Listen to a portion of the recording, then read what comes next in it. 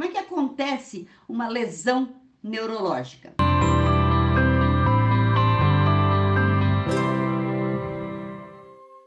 Se houver, nesse caso da lesão, se houver áreas temporoparietais aqui e occipitotemporais, que é aqui no lobo occipital, são duas áreas importantíssimas, isso vai afetar as rotas de leitura. Por quê? Porque a informação chega para nós, qualquer coisa, tudo que vem de fora, entra para nós pelo cerebelo.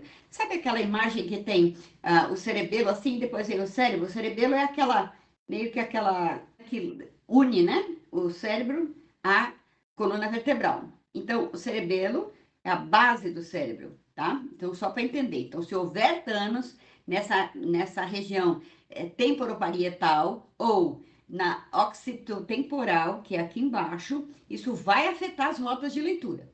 Porque a informação chega por aqui e aí ela é distribuída para onde seja necessário. Por exemplo, a imagem chega para nós, qualquer imagem a gente está olhando, ela chega para nós por aqui, pelo cerebelo, no lobo occipital, que é a base aqui embaixo, e aí o cérebro capta invertido e ele faz o trabalho de trazer na posição real, tá?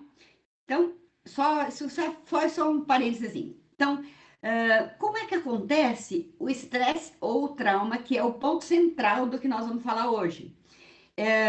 Isso pode ser fruto de um estresse crônico, que afeta a atenção, a memória, olha só, gente, e o processamento fonológico. Olha quantos prejuízos tem quando ocorre um trauma do ponto de vista emocional. Não é do ponto de vista funcional, físico, tá? Então, a região temporoparietal do cérebro, ela está localizada na junção do lobo temporal e parietal. Então, assim, o temporal aqui em cima, parietal nas laterais. Então, ele fica nesse meinho aqui. Vocês vão ver na imagem certinho onde está localizado isso, tá? Então, como é que é distribuída essa funcionalidade do cérebro? A gente vai estar te indicando também o que faz cada um dos itens. Então, nessa imagem tem o lobo frontal, que ele está pintado mais ou menos de cor de rosa. Ele faz a resolução de problemas aqui, né? O frontal. Resolução de problemas, o planejamento, as decisões, enfim. O lobo parietal, que vai estar pintadinho em amarelo, ele faz as funções vitais visuais. A leitura e a compreensão leitora, ok? Compreensão da linguagem também. O temporal, que vai estar pintadinho em verde, ele vai fazer as funções da nossa memória. O lobo occipital, que vai estar pintadinho de roxo, ele vai comandar, né, que é aqui, a questão da visão, como a gente explicou agora há pouco. O cerebelo, ele vai estar pintadinho de laranja, o equilíbrio, a coordenação. Quando a pessoa tem problema de labirintite, por exemplo, é essa região que fica afetada, só para esclarecer, é o cerebelo, né? E o tronco cerebral que une, que faz essa junção, né, do cerebelo com a coluna cervical, ok? Vamos lá, como é que acontece? Quais são os mecanismos que geram essa questão tão... É difícil, é triste, né? Eu citei lá no começo que o que me inspirou foi a situação de que eu vi num seriado que nós estamos assistindo aqui em casa. A história de uma advogada brilhante mas não é uma advogada extraordinária, que esse é um outro seriado. Ela, acho que por volta do ensino médio, realmente, ela foi, assim, muito exigida e tinha uma situação disfuncional na família, mas expressivamente disfuncional, né? E uma mãe que exigia muito mais do que ela pudesse dar. Ela nasceu gêmea com com a irmã, só que a irmã tinha déficit auditivo absoluto. Então, era surda realmente.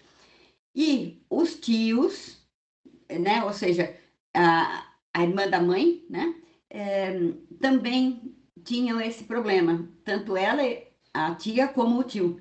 Então, a mãe resolveu dar essa irmã para ser criada pelos tios. Olha que coisa, né? Então, elas foram criadas separadas. E isso mexeu muito com a menina que não tinha nenhum déficit, nenhum transtorno, nenhum problema de surdez. Mas, como vocês sabem, as pessoas gêmeas são muito ligadas, né? Isso vai adiante, que eu não vou dar muito spoiler da história, é muito interessante.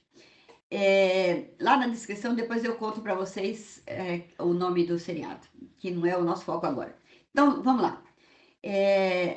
Nessa imagem que vocês vão estar vendo agora, tem o estresse crônico ou trauma. O que que acontece? Ele faz uma sobrecarga do sistema límbico, que é o sistema emocional, prejudicando este aqui, esse córtex pré-frontal, que é a memória de trabalho e o foco, né?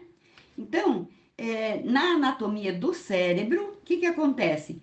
Ele quer ler, ele quer fazer o que necessita, porém, ele está prejudicado, ele está, não é bloqueado exatamente, mas ele fica preso a essa situação, né, do emocional que lhe aconteceu.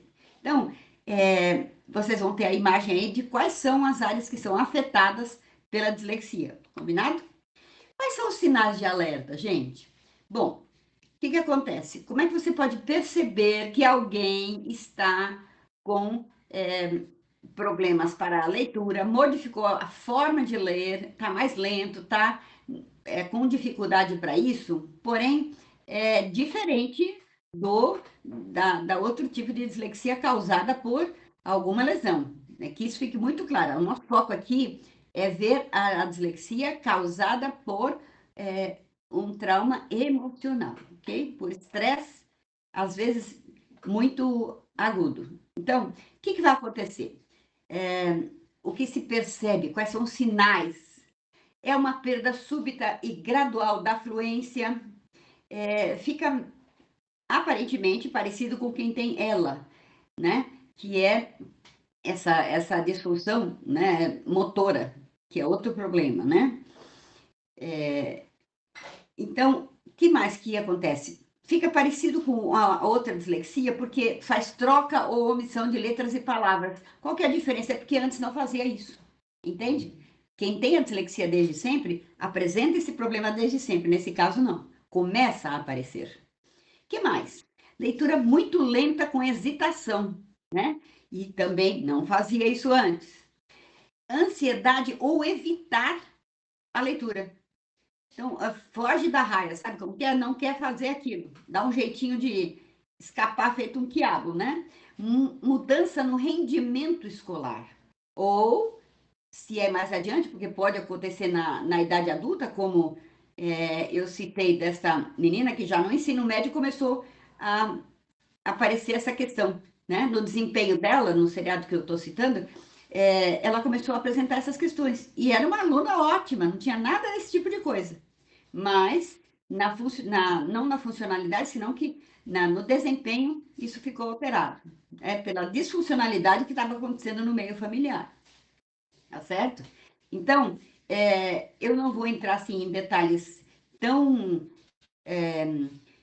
acadêmicos, científicos da questão neurológica, porque aí vai ficar difícil a compreensão para vocês. Porém, vocês vão ter a imagem para olhar o que eu estou falando, tá certo?